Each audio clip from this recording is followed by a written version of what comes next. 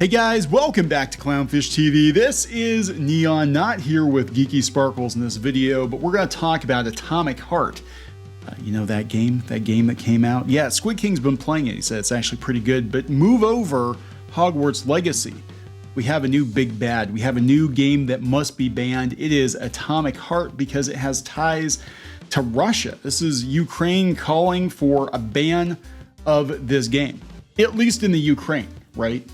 There's a thing going on over there. I don't know if I'm allowed to talk about it on YouTube, but there's something going on overseas with two countries, and they don't like each other very much. One's trying to invade the other. And anyway, somehow we're going to drag video games into it because somehow, for some reason, video games always seem to be at the forefront of every major cultural happening, right?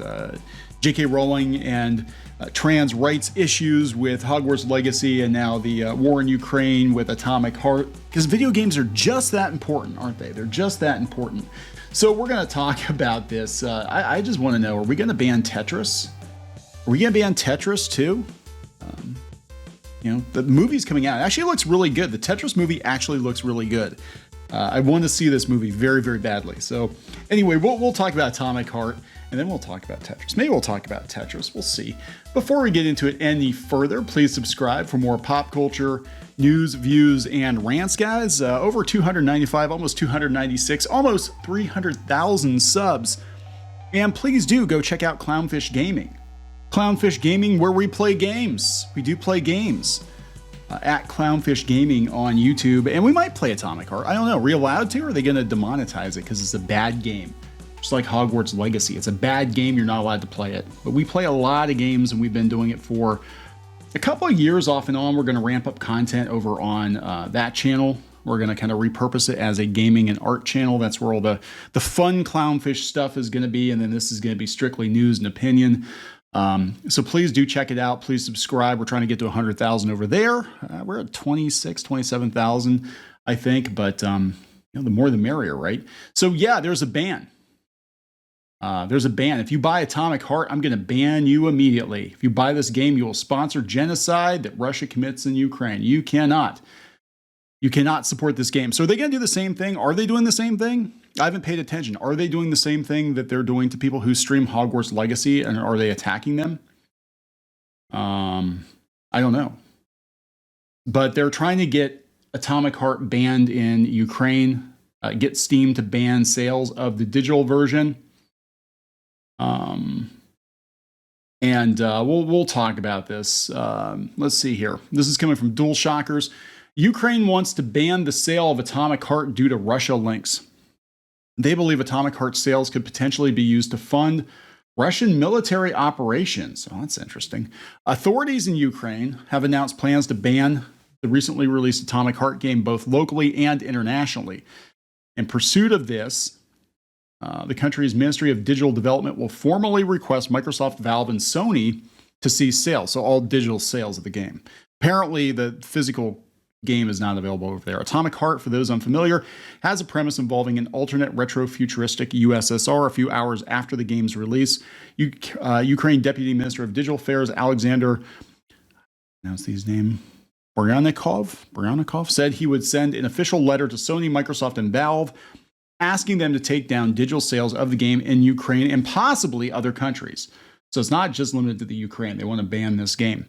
We also call for limiting the distribution of this game in other countries due to its toxicity, potential collection of user data, and the possibility of transferring it to third parties in Russia, as well as the potential use of money raised from the game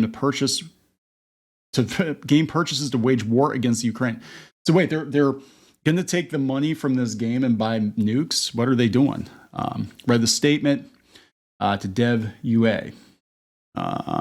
Also in a statement, the deputy minister cited Mundfish Games' lack of staunch condemnation of the Russian invasion as proof of pro-Russian alignment and a reason for Western audiences to ignore the game. Mundfish, while currently based in Cyprus, was previously headquartered in Moscow and has a privacy policy that allows it to transfer data to Russian authorities. Okay, so and this doesn't really have anything to do with the situation in Ukraine right now. This is anecdotal. I used to work for a software developer that developed software for the U.S. government, particularly the military. Mostly we developed software for the military and companies that were associated with, how do I put it? Black ops, I guess. A lot of military operations. We had a front-facing version of the company that sold to consumers, but really we developed software for the government, Department of Defense, Lockheed, and it was for keeping track of regulations. I mean, it's kind of complicated, but yeah. So the government kind of laundered its information. Anyway, half of our programmers were Russian here in Avisa. I just want to point that out. And they were actually working on government programs, and they actually had more access to stuff than I did. But anyway, that's not a video game, right? So it's not as important. In our official hands-on preview of Atomic Heart, we found the game to have non-political intentions. This is coming from DualShockers. We found the game to have non-political intentions despite heavily featuring the Soviet Union, the KGB, and Russian military themes, which is obviously not going down well in Ukraine. Obviously not.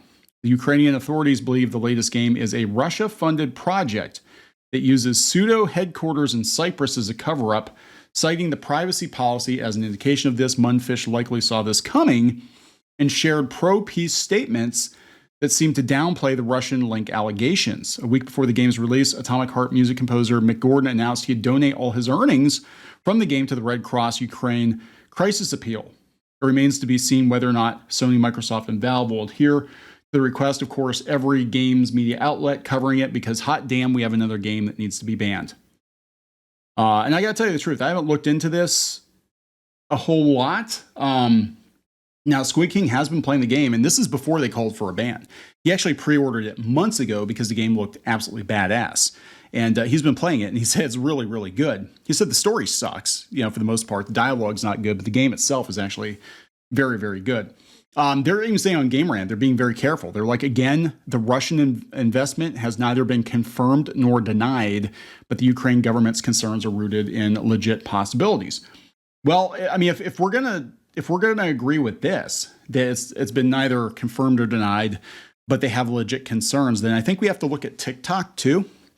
And all the people that are defending TikTok, hey, we have a legit concern that all the data, user data, is going directly to the CCP.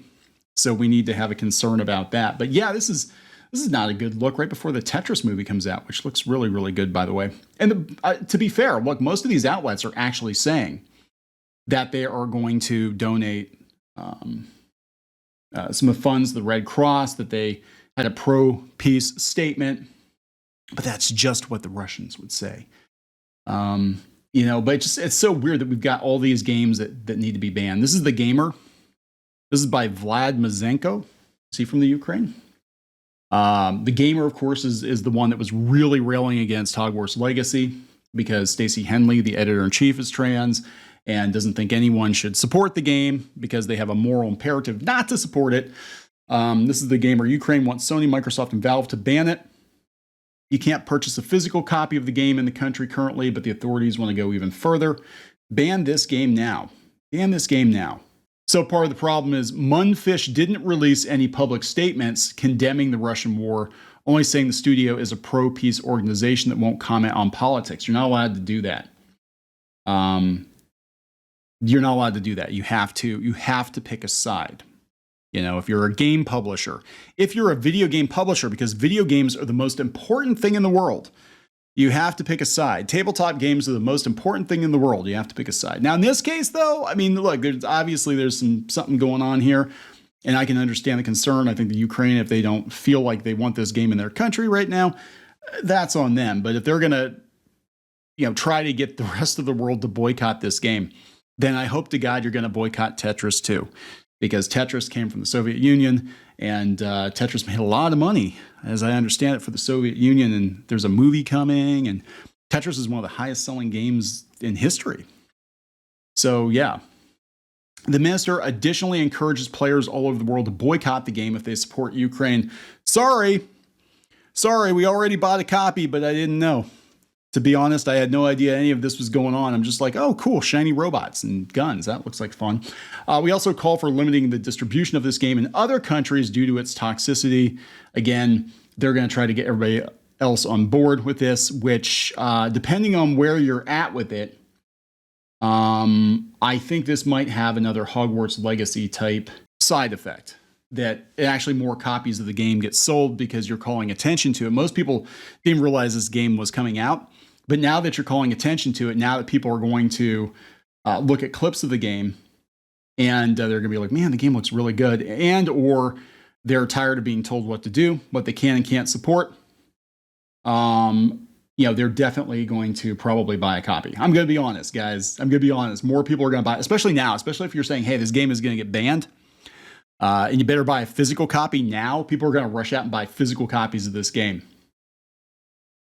So, Red Dragon, you think they have more important things to worry about? Ukraine's asking for an Atomic Heart ban. We've got people saying they will block you, ban you if you support this game. Atomic Heart's devs had a blanket ban on political discussions in the community, but the game uses overtly political symbols, and says the gamer. The Ukrainian government wants to protect citizens from potential data harvesting. Man, everybody's talking about this. This is crazy. Don't buy it. Don't buy it. The Ministry of Digital Transformation, that doesn't sound ominous, will send an official letter to Sony, Microsoft, and Valve to ban Atomic Heart. Permaban says, let's make sure I got this right. The devs of Atomic Heart are being harassed because the devs are Russian, yes. Even though the devs are vocally anti-war in all respects, but because they are Russian, therefore any sales made could be taxed. So that's how they're funded, right? So the game is pro-Russia. Yes. I think that's the logic behind it that's being used. Bro, just ban it in your own country and leave it at that.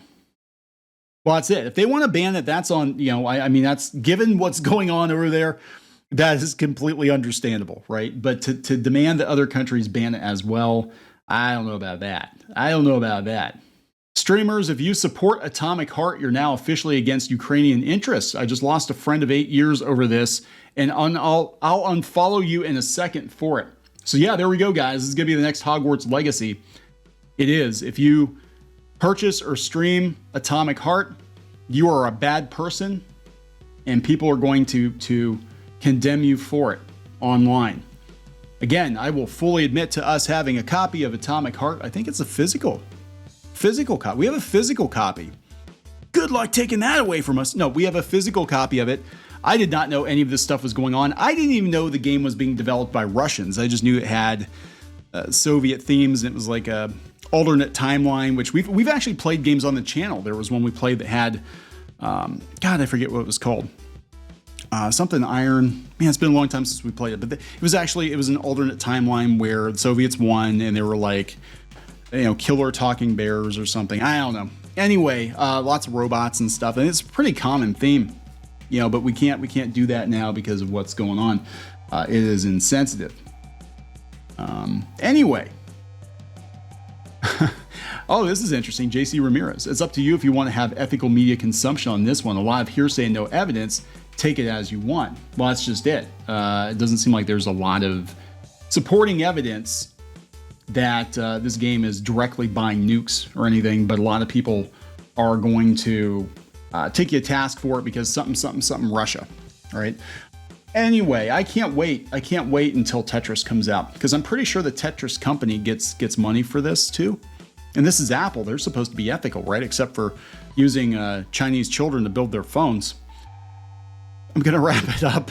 Please subscribe for more pop culture news, views, and rants, guys. We'll talk later.